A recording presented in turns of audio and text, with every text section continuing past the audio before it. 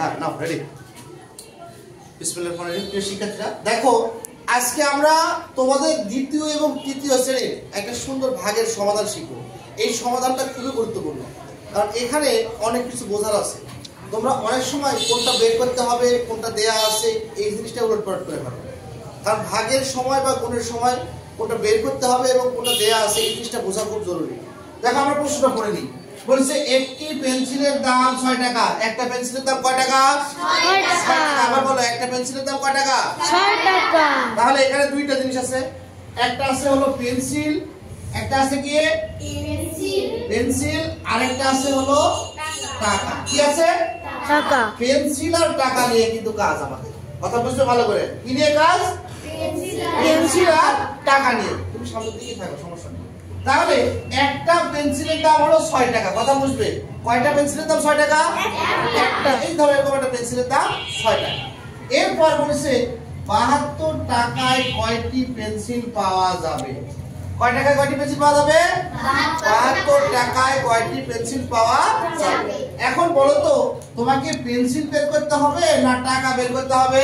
Pencil. টাকার পরিমাণ বের করতে হবে না পেন্সিলের পরিমাণ? পেন্সিল। আর সব সময় মনে রাখবা, গুণ এবং ভাগের ক্ষেত্রে যে জিনিসটা বের করতে হয় সেটাকে সব সময় শেষে রাখতে হয়। কোথায় রাখতে হয়? সব সময় কোথায় রাখতে হবে? শেষে রাখতে হবে। তাহলে তুমি যদি পেন্সিল বের করতে হয় তাহলে টাকাকে তোমার শেষে রাখা লাগবে, আর যদি টাকা বের করতে হয় তাহলে পেন্সিলকে তোমার শেষে রাখা লাগবে। এই অঙ্কে কি বের করা লাগবে বলো তো?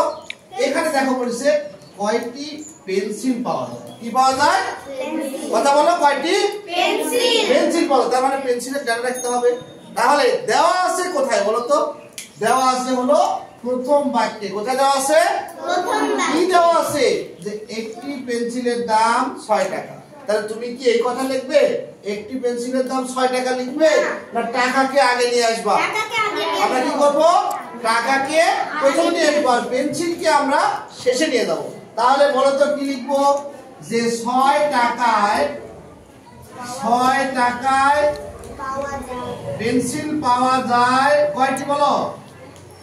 পেন্সিল পাওয়া যায় কয়টি? একটি। কয়টি? একটি। এইভাবে কেন আমি পেন্সিলের পরে নিয়ে গেলাম? কারণ পেন্সিলটা বের করতে হবে। যদি টাকা বের করতে হতো, যদি এরকম দেওয়া থাকতো যে একটি পেন্সিলের দাম 6 টাকা, 72টি পেন্সিলের দাম কত, তাহলে কি করতাম? তাহলে আমরা এইভাবে লিখতাম যে একটি পেন্সিলের দাম 6 টাকা, অতএব 72টি পেন্সিলের দাম। একের চেয়ে বেশি পরিমাণ বের করতে হলে কি করতে হয়? অবশ্যই গুণ করতে হয়।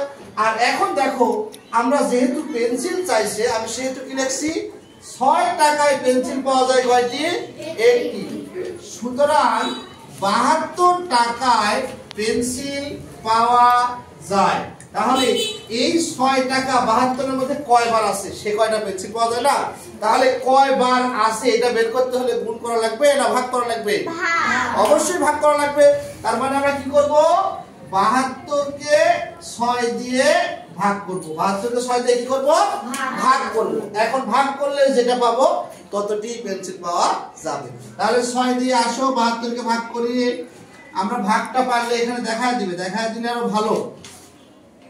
তাহলে 72 6 7 এর মধ্যে ভাগ করা যায়। তার মানে একবার দিব 6 কে 6 বিয়োগ করলে হয় 1। এই 2 কে কান ধরে নামায় নিয়ে আসো 2। তাহলে 6 দুগুণে 12। তাহলে কত হলো? তাহলে উত্তর কত হলো বলো? 12টি। কয়টি? উত্তর হলো কয়টি?